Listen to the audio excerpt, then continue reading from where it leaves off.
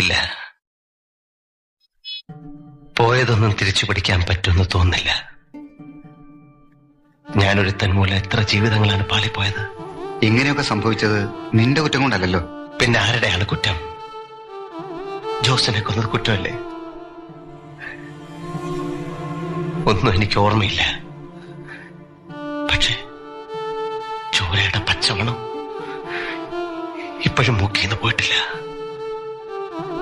പിന്നെ അയാളുടെ കരച്ചിലും. അയാൾക്കും ഇല്ലേ അച്ഛനും അമ്മയും ഭാര്യയും മക്കളും? ചില രാത്രിയിലെ സ്വപ്നത്തിൽ കാണായല്ലേ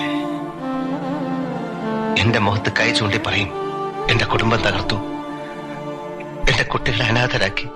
ശരിയല്ലേ? എന്തൊക്കെ തകർത്തടാ ഞാൻ? ആരെയൊക്കെ തകർത്തു? എത്ര കുടുംബം?